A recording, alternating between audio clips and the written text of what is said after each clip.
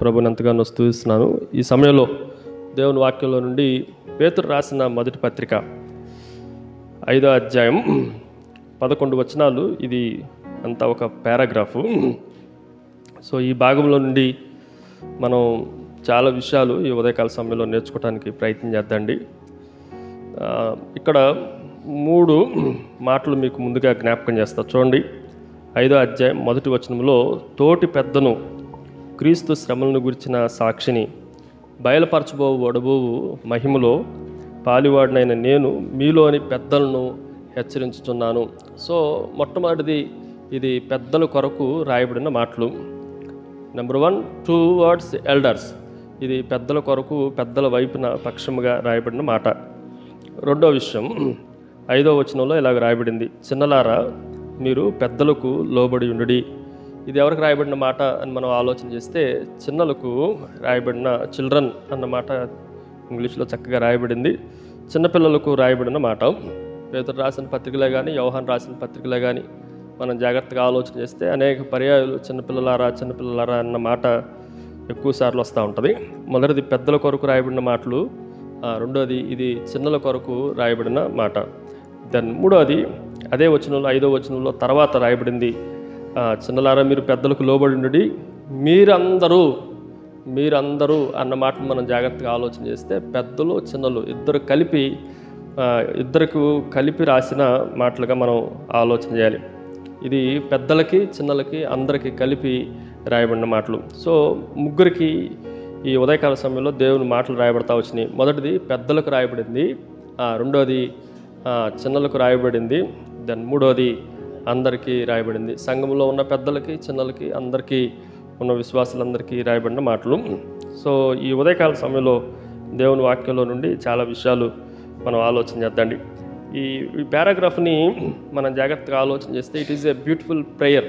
ఇది ఒక మంచి ప్రార్థనకు సంబంధించింది. 11వ వచనంలో ఆమెన్ అన్న మాటతో ముగించబడుతుంది కనుక ఇది చాలామంది సేవకులు పేతురు చేసిన ఒక అద్భుతమైన ప్రార్థన, హెచ్చరికలతో కూడిన ప్రార్థన, మాదిరితో కూడిన ప్రార్థన అని చాలామంది బైబిల్ పండితులు చెప్పిన మాట. యుగయుగములకును ప్రభావం ఆయనకు కలుగునుగాక.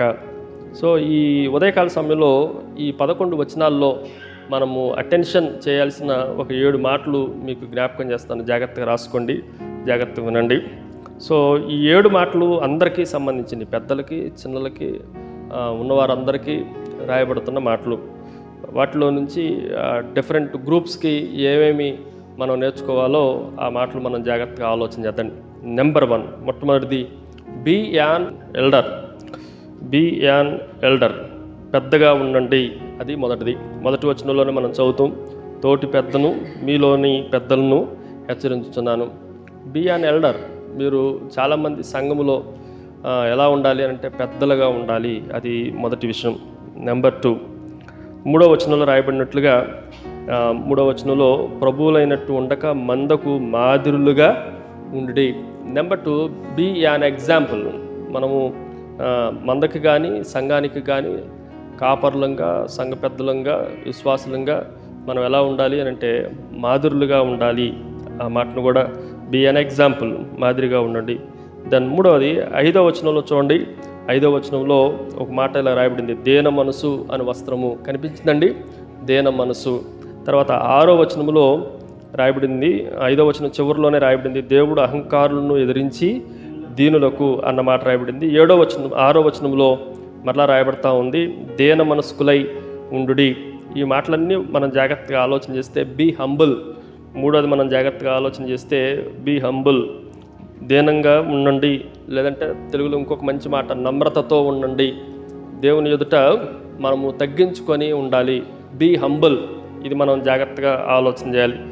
దెన్ 4వ విషయాన్ని మీకు జ్ఞాపకం చేస్తా. 8వ వచనంలో నిబ్బరమైన బుద్ధి గలవారై మెలకుగా ఉండుడి. 4వది బీ ఎలర్ట్. మనము ఎప్పుడు ఎలర్ట్గా మెలకుగా ఉండాలి. ఆ విషయాలు కూడా మనం జాగ్రత్తగా ఆలోచన చేయాలి. దెన్ 9వ వచనంలో రాయబడినట్లుగా చివరి మాటలో విశ్వాసమందు స్థిరులై వానిని అపవాదిని ఎదురించుడి. దెన్ బీ పర్సిస్టెంట్, స్థిరంగా ఉండండి. ఇది 5వ మాట. దెన్ 6వది మొదటి వచనంలో మరొకసారి చూడండి, తోటి పెద్దను క్రీస్తు శ్రమలను గురించిన సాక్షిని బయలుపరచబో మహిమలో పాలివాడును. ఇది ఆల్రెడీ జరిగిందా, జరగాల్సిందా? బయలుపరచబోవు మహిమ అంటే ఇంకా జరగాల్సింది.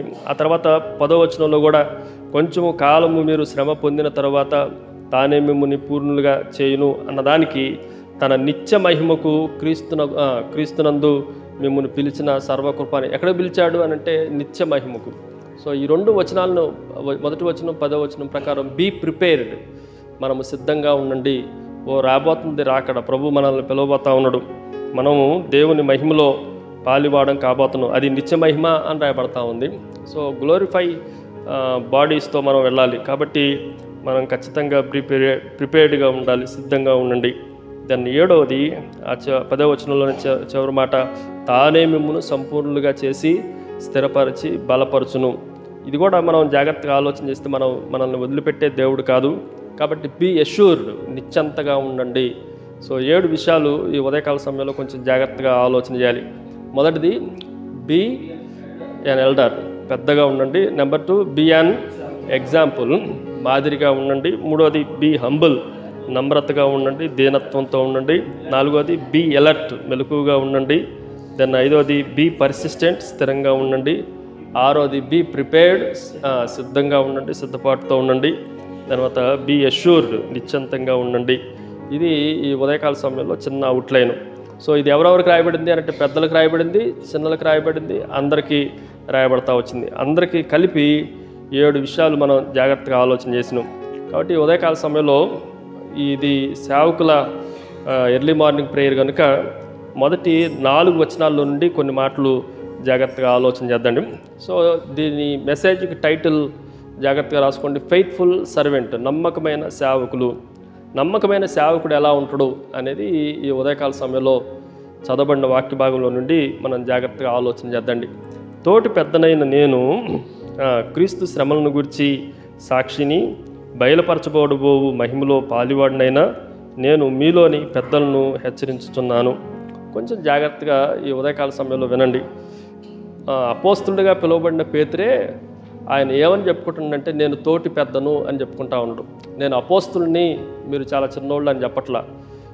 పెద్దల్ని హెచ్చరించేటప్పుడు, సంఘములో నాయకుల్ని హెచ్చరించేటప్పుడు, సంఘములో నాయకత్వాన్ని వహించే వారిని హెచ్చరించేటప్పుడు, పరిచారకుల్ని, సంఘ పెద్దల్ని హెచ్చరించేటప్పుడు అపోస్తులైన పేతురు సైతం ఏమని చెప్తున్నాడంటే తోటి పెద్దను. ఇది కొంచెం జాగ్రత్తగా ఈ ఉదయకాల సమయంలో మనం ఆలోచన చేయాలి. పెద్దలు అన్న కాన్సెప్ట్ని మనం జాగ్రత్తగా ఈ ఉదయకాల సమయంలో కొంచెం జాగ్రత్తగా ఆలోచన చేద్దాం. ఇది వాస్తవానికి పాత నిబంధనలో ప్రారంభించబడిన కాన్సెప్టు. కొంచెం జాగ్రత్తగా ఆలోచన చేయాలి అని అంటే ఇది యూదుల కల్చర్లో ఉన్న కాన్సెప్టు. యూదుల కల్చర్లో మనకు ఎక్కువగా పెద్దలు అన్న మాట మనకు కనిపిస్తూ ఉంటుంది. నిర్గమాకాండంలో నుండి 3 వచనాలు త్వరగా చూడండి. నిర్గమాకాండం 3వ అధ్యాయం. నిర్గమాకాండం 3వ అధ్యాయం. ఈ ఆలోచన ఏదైతే ఉందో పెద్దలు అన్న ఆలోచన, పెద్దలు అన్న కాన్సెప్ట్ క్రొత్త నిబంధన కాన్సెప్ట్ కాదు. ఇది జాగ్రత్తగా ఆలోచన చేస్తే పాత నిబంధన నుండి మనకున్న ఈ కాన్సెప్ట్ని జాగ్రత్తగా గుర్తుపెట్టుకోవాలి. 3వ అధ్యాయం 16వ వచనం. నిర్గమాకాండం 3వ అధ్యాయం 16వ వచనం. నీవు వెళ్ళి ఇశ్రాయేలీయుల పెద్దలను పోగు చేసి. చాలు ఎవరితో మాట్లాడాలి అని అనుకుంటే మనం జాగ్రత్తగా మోషేని డీల్ చేయండి అన్నప్పుడు ఎవరి దగ్గరికి వెళ్ళండి? మోషే డైరెక్ట్గా ప్రజల దగ్గరికి వెళ్ళా. ఎక్కడికి వెళ్ళిండంటే ఇశ్రాయేలీయుల పెద్దల దగ్గరికి వెళ్ళిండు. సో 12 గోత్రాల్లో పెద్దల్ని ఏర్పాటు చేసుకున్నారు. సో ఈ మాటను కొంచెం జాగ్రత్తగా ఆలోచన చేస్తే, నీవు వెళ్ళి ఇశ్రాయేలు పెద్దలను పోగు చేసి మీ పితరుల దేవుడైన యెహోవా అనగా అబ్రహాము, ఇస్సాకు, యాకోబుల దేవుడు నాకు ప్రత్యక్షమై ఇట్లు అనెను. సో ఐగుప్తులో నుండి ఇశ్రాయేలు ప్రజల్ని కనాన్లోనికి విడిపించడానికి ఈయన ఎవరితో సమాలోచన చేస్తున్నాడంటే పెద్దలతో సమాలోచన చేస్తూ ఉన్నాడు. ఈ మాటను కొంచెం జాగ్రత్త గుర్తుపెట్టుకోండి. ఇంకో వచనాన్ని కూడా నేను చదువుతున్నా. నిర్గమాకాండం 12వ అధ్యాయం 21వ వచనం. నిర్గమాకాండం 12వ అధ్యాయం 21వ వచనం. కాబట్టి మోషే ఇశ్రాయేలుల పెద్దలందరినీ పిలిచి వారితో ఇట్లనెను, మీరు మీ కుటుంబముల చొప్పున మందల్లో నుండి పిల్లను తీసుకొని పస్కా పశువును వధించుడి. సో పస్కా పశువును వధించేటప్పుడు కూడా ఎవడబడితే వాడు వధించడానికి ఒప్పుకోవాలా. ఏమని రాయబడతా వచ్చింది అని అంటే ఇశ్రాయేలులో పెద్దలందరినీ పిలిపించి ఈ కార్యాన్ని జరిగించండి. ఇంకొంచెం ముందుకు రండి. 19వ అధ్యాయం నిర్గమాకాండంలోనే 7వ వచనంలో మరొక మాట రాయబడింది. ఇక్కడ ఇప్పటి వరకు మనం 2 చోట్ల ఏమన్నా చదివామంటే ఇశ్రాయేలు పెద్దలు అని చదువుతా వచ్చినాం. 19వ అధ్యాయం 7వ వచనంలో మోషే వచ్చి ప్రజల పెద్దలను పిలిచి, వీళ్ళు ఎవరంటే చెప్పండి, ప్రజల్లో ఉన్న పెద్దలను కూడా. సో ఈ కాన్సెప్ట్ ఏదైతే ఉందో ఇది క్రొత్త నిబంధనలో అపోస్తలుడైన పౌలు తీసుకున్న మాటలు మనం జాగ్రత్తగా ఆలోచన చేస్తే ఫస్ట్ టైం మనం పెద్దలు అన్న మాటని క్రొత్త నిబంధనలో అపోస్తలుడైన పౌలు దగ్గర ప్రారంభించబడినట్లుగా దేవుని వాక్యంలో చూస్తూ ఉంటాం.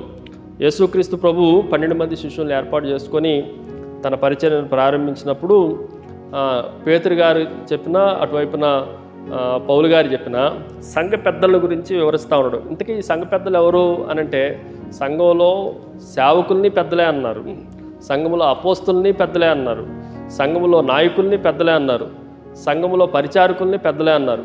ఎందుకు పెద్దలు అన్నారో కొన్ని మాటలు మీకు జ్ఞాపకం చేస్తా, జాగ్రత్త వినండి. సో క్రొత్త నిబంధనకు వచ్చిన తర్వాత పెద్దలు అన్న కాన్సెప్ట్లో నుండి ఒక 7 విషయాలు ఈ ఉదయం మీకు జ్ఞాపకం చేస్తా, జాగ్రత్తగా రాసుకోండి, జాగ్రత్త వినండి. అసలు పెద్దలు అంటే అర్థం ఏంటంటే మెచ్యూర్డ్ వన్ అని అర్థం, అంటే పరిపక్వతలోనికి వచ్చిన వారు అని అర్థం. ఇంకొంచెం జాగ్రత్తగా ఆలోచన చేస్తే ఆలోచనలోను, జ్ఞానంలోను, పరిశుద్ధతలోను, విధేయతలోను, నమ్మకత్వంలోను, వీటిలన్నిటిలో మిగిలిన వారికన్నా వీళ్ళు పరిపక్వతలోనికి వచ్చారు అన్న వాళ్ళని పెద్దలు అంటాం. అంటే ఒక మాటలో చెప్పాలంటే సేవకులు మిగిలిన వాళ్ళకన్నా ఎలా ఉండాలి చెప్పండి, జ్ఞానంలోను, వాక్యంలోను, విషయంలోను, బుద్ధిలోను, పరిశుద్ధతలోను, ఆలోచనలోను, విధేయతలోను, ప్రవర్తనలోను, అన్ని విషయాల్లో వీళ్ళు కొద్దిగా ఒక మెట్టు పైన ఉండాలి. ఇంకొంచెం జాగ్రత్తగా ఆలోచన చేస్తే వీళ్ళు పరిపక్వతలోనికి రావాలి. ఈ మాటను కొంచెం జాగ్రత్తగా మనం ఆలోచన చేయాలి. సో నేను కొంచెం జాగ్రత్తగా సింపుల్ అవుట్లైన్ మీకు జ్ఞాపకం చేస్తాను. దేవుని వాక్యం నుండి మనం కొంచెం జాగ్రత్తగా ఈ ఉదయకాల సమయంలో పేతురు గారిని, పౌలు గారిని ఇద్దరిని కలిపి పెద్దల్లో నుండి ఒక 7 విషయాలు మీకు జ్ఞాపకం చేస్తాను. చూడండి, అపోస్తల కార్యాలు 14వ అధ్యాయం. అపోస్తల కార్యాలు 14వ అధ్యాయం. అసలు పెద్దగా ఉండాలి అని అంటే మనం ఏ లక్షణాలు కలిగి ఉండాలో కొన్ని మాటలు మీకు త్వరగా జ్ఞాపకం చేస్తాను. అపోస్తల కార్యం 14వ అధ్యాయం 23వ వచనం. 14వ అధ్యాయం 23వ వచనం. నేను అన్ని వచనాలు నేను చదువుతా, ఎవరు చదవద్దు, అన్ని వచనాలు నేను చదువుతా, జాగ్రత్తగా వినండి, జాగ్రత్తగా చూడండి. అపోస్తల కార్యములు 14వ అధ్యాయం 23వ వచనం. మరియు ప్రతి సంఘములోనూ వారికి పెద్దలను ఏర్పరిచి ఉపవాసం ఉండి ప్రార్థన చేసి, ఈ మాట అండర్లైన్ చేసుకోవాలి.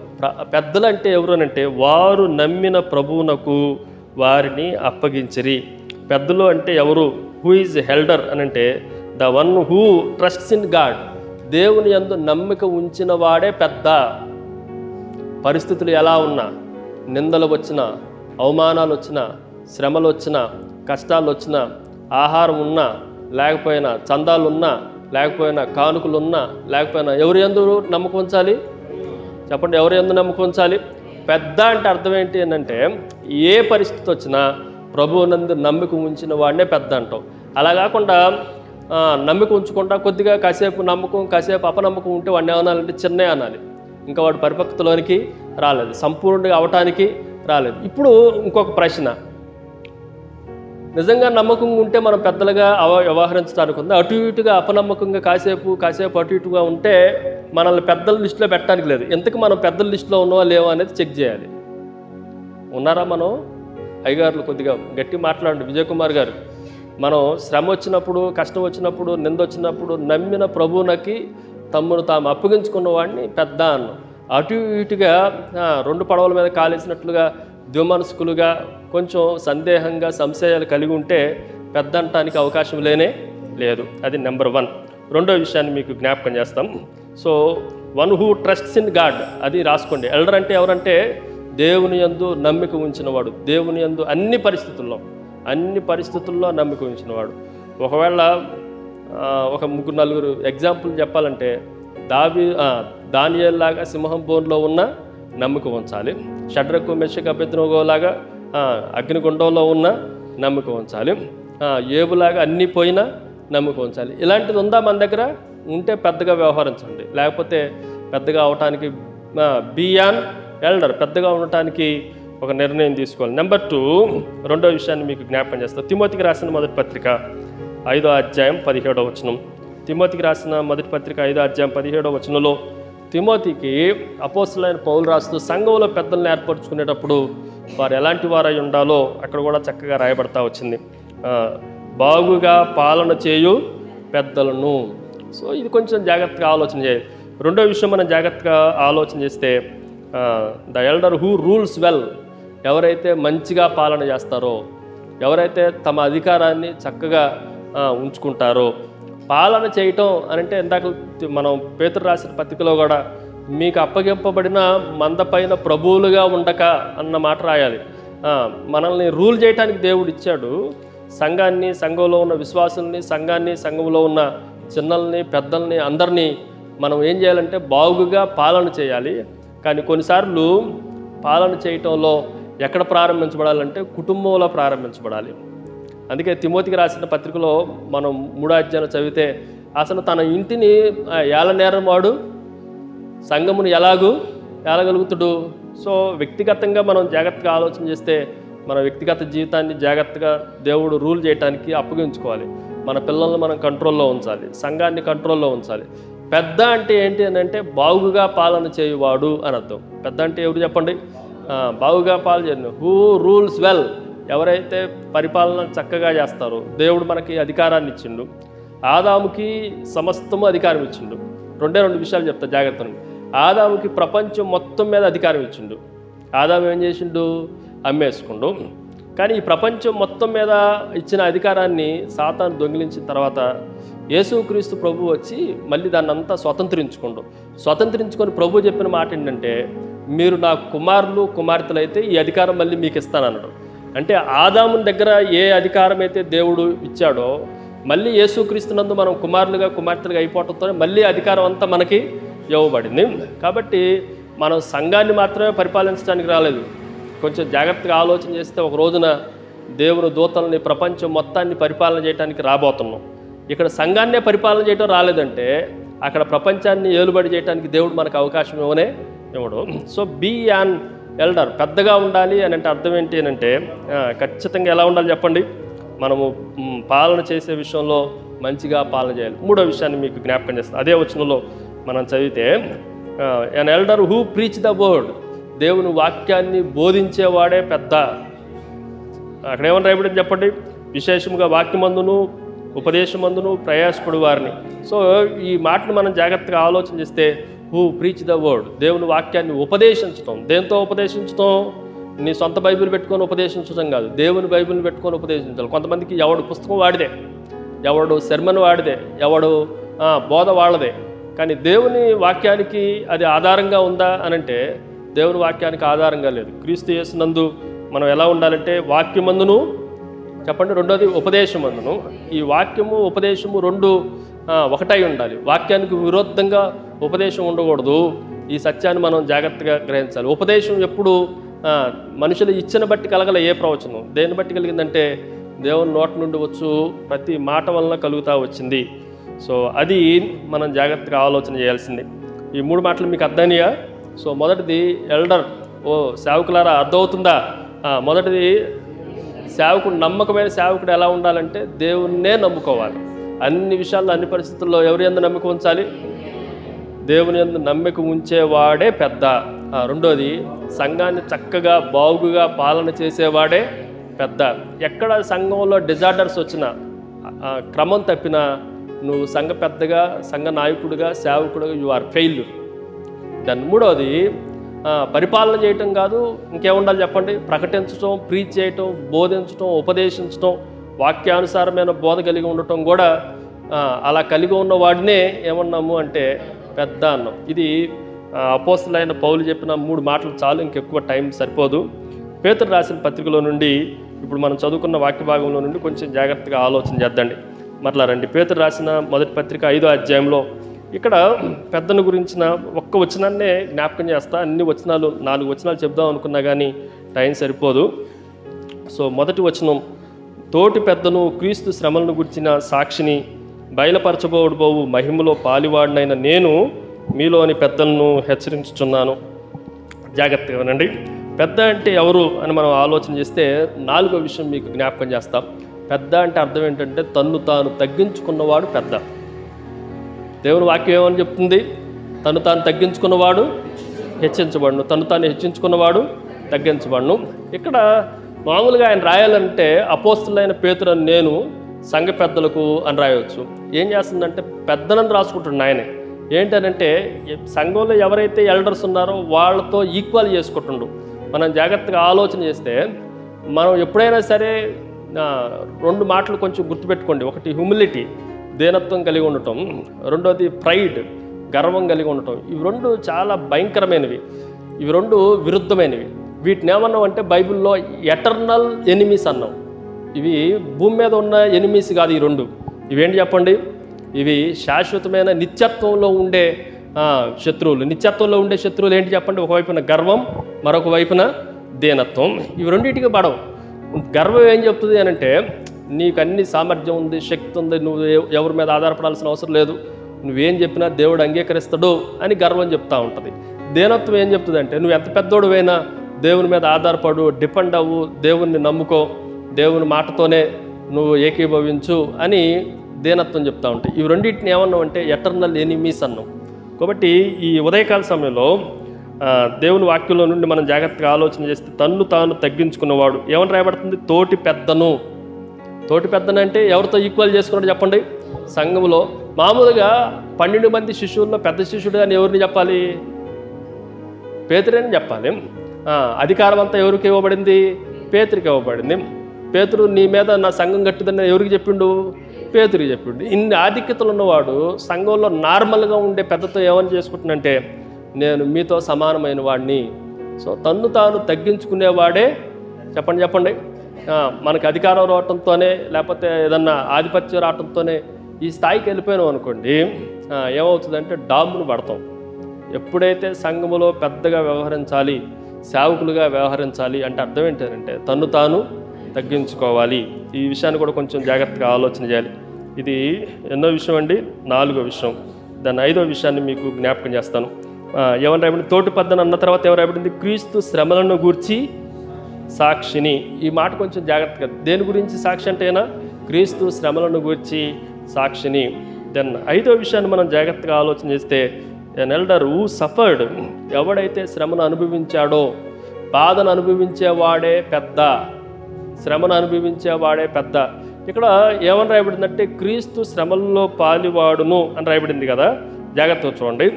క్రీస్తు శ్రమలను గురించిన సాక్షిని.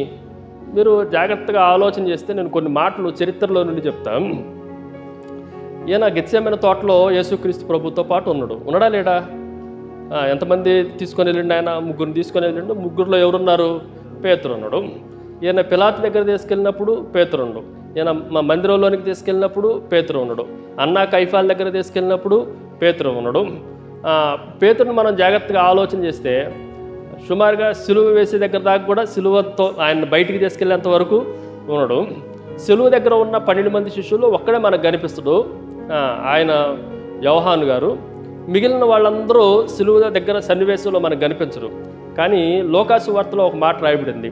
ఏమని రాయబడిందంటే నెలవరలైన వారందరూ దూరముగా ఉండి చూస్తున్నారు అని రాయబడింది. తెలిసిన వారందరూ దూరంగా ఉండి చూస్తున్నారు. ఇప్పుడు పరిశుద్ధాత్మ దేవుని సహాయంతో అపోస్తులైన పేతురు ఈ మాట రాయాలంటే ఖచ్చితంగా అక్కడ ఉండి తీరాలి. ఎక్కడ? సిలువ దగ్గర. ఆ మాటను ఇప్పుడు చూడండి. క్రీస్తు శ్రమలను గురించిన సాక్షిని. నేను సాక్షి. దేనికి సాక్షి అంటే ఇదిగో యేసుక్రీస్తు శ్రమలను గురించిన సాక్షిని.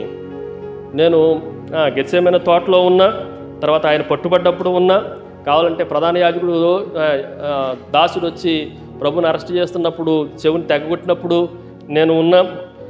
ఈ విధంగా మనం ఆలోచన చేస్తే 23వ అధ్యాయం చూడండి. 23వ అధ్యాయం లోకాసు వార్త 23వ అధ్యాయం 49వ వచనంలో ఒక మాట చదువుతున్నా. ఇంతకు ముందు చెప్పిన మాటే. లోకాసు వార్త 23వ అధ్యాయం 49వ వచనంలో దూరం నుండి ఉన్న వారిలో పేతురు కూడా ఉన్నాడు అని చెప్పడానికి ఎందుకు అనంటే నేను యేసుక్రీస్తు శ్రమల్లో పాలివాడిని అని చెప్తున్నాను కదా. 49వ వచనం, ఆయనకు నెలవరైన వారందరూ గలిలయ నుండి ఆయనను వెంబడించిన స్త్రీలను దూరముగా నిలుచుండి వీటిని చూచుచుండ్రి. ఈయన దూరంగా నిలిచి ఉండి చూసిన ఒక సాక్షి ఎవరు? పేతురు. అందుకే పేతురు ఏం చెప్తుందంటే నేను శ్రమల్లో ప్రభువుని ఎరుగుదును. సో శ్రమ పడటం మనం నేర్చుకోవాలి. శ్రమ పడటం ఖచ్చితంగా నేర్చుకోవాల్సిన వారంగా ఉంటున్నాం. శ్రమ పడేవాడే బాధ అనుభవించేవాడే. ఆ పైన 4 అధ్యాయాలు మనం చదువుతాం కదా, ఎన్ని శ్రమలో, అగ్ని వంటి శ్రమలు. 12వ వచనం చదివితే 4వ అధ్యాయం, పేతురు రాసిన మొదటి పత్రిక 4వ అధ్యాయం 12వ వచనంలో, ప్రియులారా మిమ్మల్ని శోధించుటకు మీకు కలుగుచున్న అగ్ని వంటి శ్రమలను గురించి మీకేదో వింత సంభవించినట్లు. ఈ శ్రమలన్నింటిలో ఎవరున్నారు అని అంటే పేతురు ఉన్నాడు. క్రీస్తు శ్రమల గురించి సాక్షి మాత్రమే కాదు, క్రీస్తు శ్రమల్లో పాలువాడైన వాడు. ఈయన కూడా అనేక బాధలు, ఇబ్బందులు పడినవాడు. మనకి చాలా శ్రమలు వస్తాయి, జాగ్రత్తగానండి. నేను ఇక్కడ చాలా శ్రమలు చెప్దాం అనుకున్నా కానీ టైం అంతా కన్ఫ్యూజ్డ్గా ఉంది, కొంచెం జాగ్రత్తగా. పర్సిక్యూషన్ అంటే ఏదో ఒక రకమైన శారీరక సంబంధమైన కొట్టడం, తిట్టడం, అరవటం, ఇలాంటి శ్రమలు వస్తాయి. ఆర్థికపరమైన శ్రమలు వస్తాయి, ఆరోగ్యపరమైన శ్రమలు వస్తాయి, సాతాను శోధించే శ్రమలు వస్తాయి, సంఘములో తిరుగుబాట్లు అనే శ్రమలు వస్తాయి, కుటుంబాల్లో అనైక్యత అనే శ్రమలు వస్తాయి. ఈ శ్రమలన్నీ తట్టుకుంటేనే పెద్ద, ఈ శ్రమలన్నింటినీ భరిస్తేనే సంఘ పెద్ద. మనం ఒక అయ్యగారు ఏదన్నా మాట అంటేనే గుంజుకుంటున్నావు అనుకోండి, నువ్వు అసలు పాస్టర్గా పనికిరావు, సేవకుడిగా పనికిరావు. ఎందుకు అనంటే శ్రమను అనుభవించడం నేర్చుకోవాలి, శ్రమ పడటం నేర్చుకోవాలి, శోధనలు అనుభవించడం నేర్చుకోవాలి.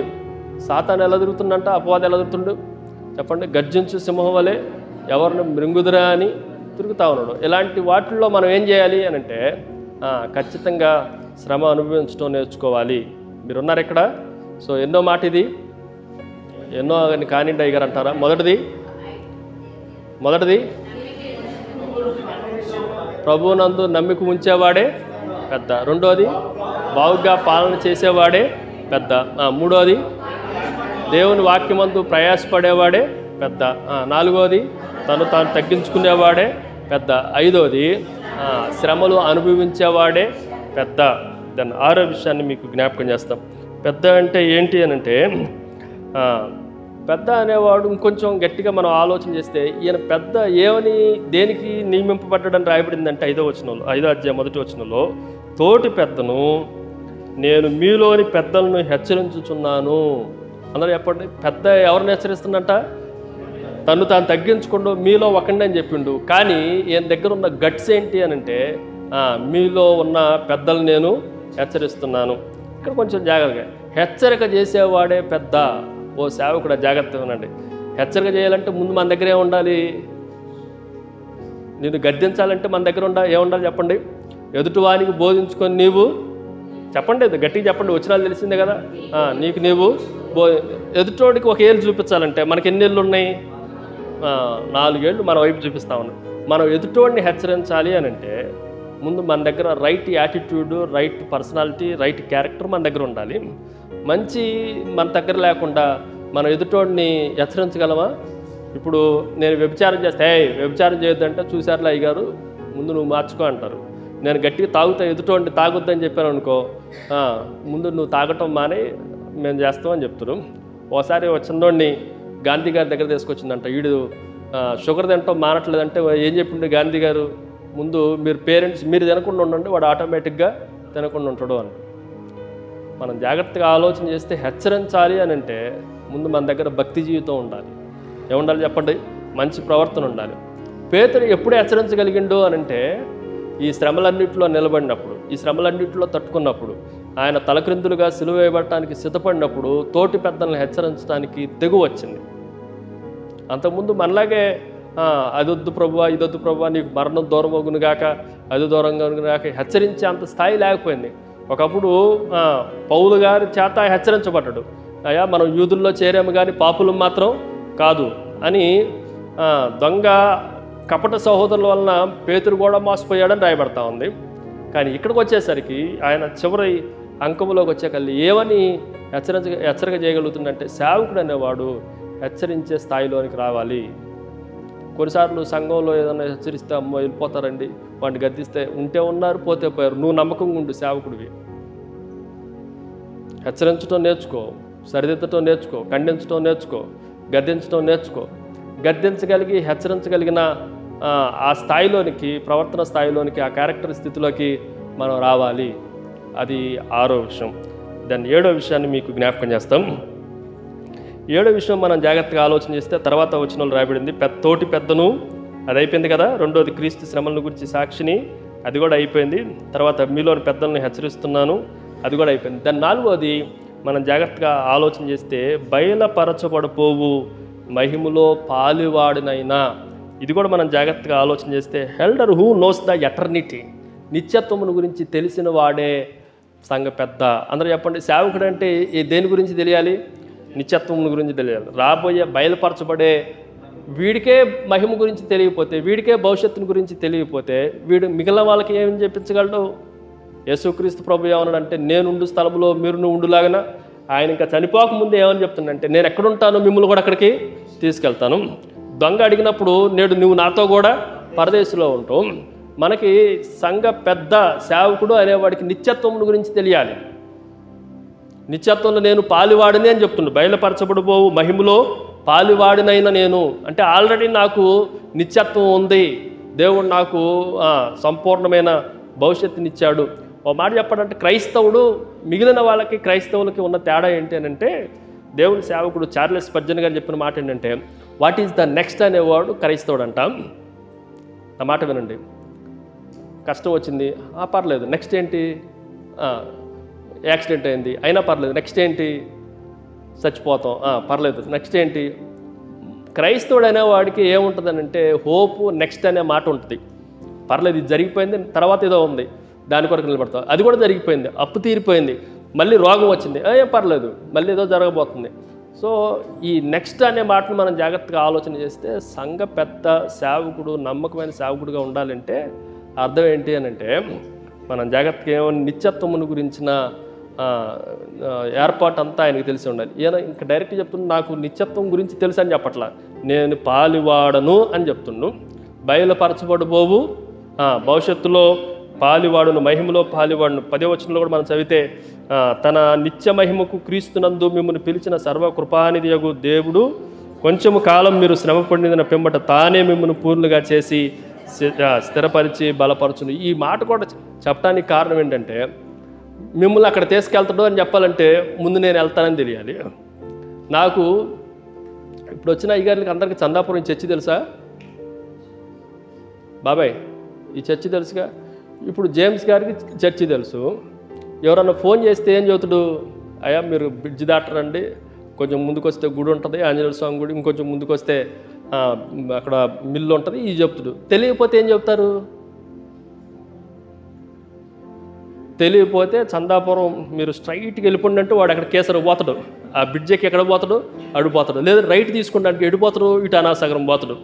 అంటే మనకి డెస్టినీ తెలియకుండా మనం వేరే వాడికి మార్గం చూపించలేం. మనం మహిమలో బయలుపరచబడకుండా మనం ఇతరులకు మహిమలో బయలుపరచడానికి అవకాశం లేదు. ఇదంతా బైబిల్లో ఉన్న 4 మాటలు మొదటి వచనం నుండి మనం ఆలోచన చేసాం. 3 మాటలు పౌలు గారు ఏం చెప్పిండు? పెద్ద అంటే ప్రభువుని నమ్మినవాడే పెద్ద, చక్కగా పాలన చేసేవాడే పెద్ద. 3వది వాక్యాన్ని ఉపదేశించేవాడే పెద్ద. సేవకుడు అంటే అవి. పేతురు గారు ఏం చెప్తుండు? తను తాను తగ్గించుకునేవాడే పెద్ద, శ్రమల్లో పాలు పొందేవాడే పెద్ద, శ్రమలను అనుభవించి కష్టపడి శ్రమల్లో నిలిచేవాడే పెద్ద. ఆ తర్వాత హెచ్చరిక చేసేవాడే, గద్దించేవాడే, ఖండించేవాడే పెద్ద. ఆ తర్వాత ఇంకొకటి, ఇంకొక విషయాన్ని మీకు జ్ఞాపకం చేస్తా, జాగ్రత్తగా వినండి. అసలు పెద్ద అంటే ఏంటో చెప్తా. ఇప్పుడు దాకా అంతా బైబిల్లో ఉన్న విషయాలన్నీ చెప్పారు. ఇప్పుడు అసలు బైబిల్లో పెద్ద అన్న మాట ఎందుకు రాశారు? What is the maturity? మీకు అర్థమయ్యే భాషలో చెప్తా.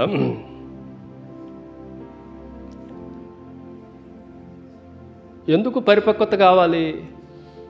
పెద్ద అని ఎందుకు పెట్టారు? సేవకుడిని పెద్ద, సంఘ పెద్దల్లో పెద్ద అని ఎందుకు అన్నారు? దెర్ ఈజ్ ఎ మెచ్యూరిటీ, పరిపక్వత. మీకు ఒక చిన్న విషయం చెప్పేసి నేను వాక్యం ముగించేస్తా. ఏ మెచ్యూర్డ్ గర్ల్, జాగ్రత్తనండి, a matured girl give the birth to baby. పెద్ద అమ్మాయి అయినా అమ్మాయే బిడ్డకి జన్మ ఇవ్వగలదు, అందరు అమ్మాయిలు ఇవ్వలేరు. పెళ్ళి ఎవరైనా చేసుకోవచ్చు, చేసుకోకూడదా? మెచ్యూర్ అవ్వకుండా కూడా పెళ్ళిళ్ళు చేసిన దినాలు ఉన్నాయి. కానీ బిడ్డకి కన్సీవ్ అయ్యి బర్త్ ఇవ్వాలి అని అంటే, జన్మ ఇవ్వాలంటే ఏం చేయాలి చెప్పండి? ఆ అమ్మాయికి పరిపక్వత రాకుండా బిడ్డను కనలేదు. మనం కూడా పెద్ద అంటే ఏంటో తెలుసా? కన్సీవ్ అవ్వాలి, ఆత్మలను కనాలి. కొంతమంది ఒక ఆత్మను కూడా కనకుండా నిన్ను పెద్ద అంటానికి లేదు. అసలు నువ్వు ఎంతమందిని ఆత్మలు కన్నావు? గొర్రెల కాపర్లను కనాలి. వినండి, మనం ఏమన్నా చెబుతామంటే కాపర్లు ఏం చెబుతారంటే గొర్రెలను కనాలంటారు. ఓకే, గొర్రెలనే కనాలి. మరి కాపర్లు కనాలి. కాపర్లు కనాలి. పెద్దలను కనాలి. మనం జాగ్రత్తగా ఆలోచన చేస్తే ఎంతమంది సేవకులను తయారు చేశారు మీరు? అయ్యగారులు చెప్పండి, ఎంతమంది సేవకులకి మీరు భర్త ఇచ్చారు? ఎంతమంది సేవకులు మీరు కన్సీవ్ చేశారు? ఎంతమంది సేవకుల్ని మీరు శ్రమలో కష్టపడి ప్రయాసంతో ప్రసవ వేదన పడి ఎంతమంది సేవకులను తయారు చేశారు? 7 సేవకులను తయారు చేశారా బందర్లో? Very good. మనం కొంచెం జాగ్రత్తగా ఆలోచన చేస్తే ఈరోజు పెద్ద అంటే అర్థమైంది మీకు? మీ భాషలో అర్థమైపోయిందా? సో వివాహం చేసుకోవటం చాలా ఈజీ. వివాహం చేసుకోవటానికి చిన్నప్పుడే అంటారు వీడు పలానోడికి ఈ అమ్మాయిని ఇచ్చేస్తున్నాం అని. చాలామంది పెళ్ళిళ్ళు 30 సంవత్సరాల క్రితం వెళ్తే మెచ్యూర్ కాకుండా ముందు తాళి కట్టేసేవాళ్ళు. కాదంటారా? పెద్దలు చెప్పండి, జకరియా అంకులు మీరు చెప్పండి. బాల్య వివాహాల సరే, ఏదో ఒక వివాహం లేదు, తగలబడిన వివాహం. కానీ బిడ్డ పుట్టాలంటే మరి పెళ్ళి అయింది, భర్తడు తాళి ఉంది, అటు చూపిస్తూ ఉందనుకో, ఈ అమ్మాయి పుడతారా? పిల్లలు పుడతారా? పిల్లలు పుట్టాలంటే ఏమవ్వాలి? మెచ్యూర్ అవ్వాలి. సంఘ పెద్ద అంటే ఏంటంటే వాక్యంలో మెచ్యూర్ అవ్వాలి, శ్రమల్లో మెచ్యూర్ అవ్వాలి, ప్రవర్తనలో మెచ్యూర్ అవ్వాలి, ఓర్చుకొనటంలో మెచ్యూర్ అవ్వాలి. మనం ఊరకనే రియాక్ట్ అయిపోతున్నాం, ఊరకనే మనం తడబడుతున్నాం అంటే ఏమీ లేదని అర్థం. ఇప్పుడు 9 నెలలు తల్లి ఊరకనే శ్రమ ఉండదా? 9 నెలలు కడుపులో అయ్యగారులకు మీకేం తెలుసు? గట్టి ఊపుతున్నారు, శ్రమ ఉండదా అంటే అమ్మగారులు అడిగితే తెలిసింది. లోపల 6 నెలలు దాటిన దగ్గర నుంచి బేబీ మూమెంట్స్ వస్తూ ఉంటాయి. వాడు కడుపులో తన్నే తన్నుళ్ళు. రెప్కా చెప్తుంది కదా, వీళ్ళిద్దరు కొట్టుకుంటారు లోపల, నా వల్ల కాదు వీళ్ళ తొందరగా. అదే ఈ టైంలో ఉన్న రెప్కా అయితే ఇమ్మీడియట్గా వెళ్ళిపోయి ఆపరేషన్ చేసి వీళ్ళిద్దరిని తీసిపండు, నువ్వు అసలు వీళ్ళు లోపల చాలా గోల్ చేస్తున్నారు అనేవాడు. ఆ రోజు ఏం చేయాలి మరి? కనిందాకా ఉండాలి. ఆ రోజుల్లో ఏమీ సిజేరియన్ సెషన్స్ లేవు.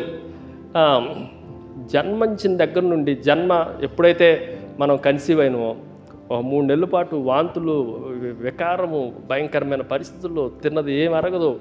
3 నెలల తర్వాత మూమెంట్స్ స్టార్ట్ అవుతాయి, శరీరం అంతా కలర్ పోతుంది, చాలా వెయిట్ వస్తుంది. ఆ టైంలోనే బీపీలు, షుగర్లు పెరుగుతూ ఉంటాయి. ఇవన్నీ ఒక మాటలో చెప్పాలంటే ఇవన్నీ నీ జీవితంలో ఉన్నాయా సేవకుడా? ఒక వ్యక్తిని తయారు చేయటానికి అసలు మీరు మెచ్యూర్ అవుతే కదా వేరే సేవకుడికి, వేరే సంఘంలో విశ్వాసిని కన్సీవ్ చేయటానికి. సంఘ పెద్ద అంటే అర్థం ఏంటనంటే వీటిలన్నిటినీ పేతురు అనుభవించాడు, పౌలు అనుభవించాడు. సంఘాలు ఈయన ఒక్క మెసేజ్తో ఎంతమందిని దేవుని సంఘానికి అప్పగించండి చెప్పండి? పేతురు గారు 3000 మందిని. ఈయన ఎంత పెద్ద కన్సీవ్ అంటే, ఎంత పెద్ద గర్భం అంటే 3000 మందిని కానీ అంత పెద్ద స్థాయి. ఈరోజు మనం జాగ్రత్తగా ఆలోచన చేసి పెద్ద అంటే ఊరకనే చెప్పుకోకూడదు.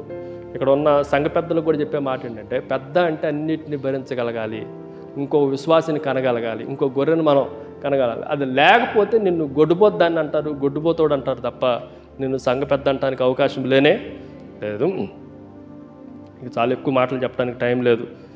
ఈ 7 విషయాలు జాగ్రత్తగా జ్ఞాపకం ఉంచుకోండి. 7 విషయాలు అటెన్షన్ చూపించాల్సిన 7 విషయాలు మీకు జ్ఞాపకం చేశా. సంఘ పెద్ద అంటే చాలా సింపుల్గా 7 మాటలు చెప్పా. మొదటిది మరలా చెప్పండి, దేవుని నమ్మిన వాడే సంఘ పెద్ద. రెండోది బాగుగా పాలన చేసేవాడే సంఘ పెద్ద. మూడోది వాక్యం కొరకు ప్రయాసపడేవాడే పెద్ద. పేతురు రాసిన దాంట్లో నుంచి తను తాను తగ్గించుకునేవాడే పెద్ద. తర్వాత శ్రమలను అనుభవించేవాడే పెద్ద. ఆ తర్వాత హెచ్చరిక చేసేవాడు, గద్దించేవాడే పెద్ద. ఫైనల్లీ 7వది నిత్యత్వమును గురించి ఎరిగిన వాడు, అందులో పాలువాడన్న నిశ్చయిత ఉన్నవాడే పెద్ద. సో లాస్ట్లో చెప్పిన మాట ఏంటంటే ఇతరులకు సంఘానికి నువ్వు కనగలిగే ప్రసవ వేదన పడగలిగి ఉంటే అప్పుడు నువ్వు పెద్దగా అవుతావు. ప్రసవ వేదన నీకు లేకపోతే పెద్ద అంటానికి నీకు అవకాశం లేనే లేదు. పౌలు గారు చెప్తారు కదా, నేను ప్రసవ వేదనతో కొంతమంది కోసం మరలా ప్రసవ వేదన పడాల్సి వచ్చింది అని చెప్తా ఉంటాడు. ఈ వేదన కలిగిన వాళ్ళుగా మనం ఉండటానికి దేవుడు సాయం చేయను గాక. దేవుడి మాటలను దీవించును గాక.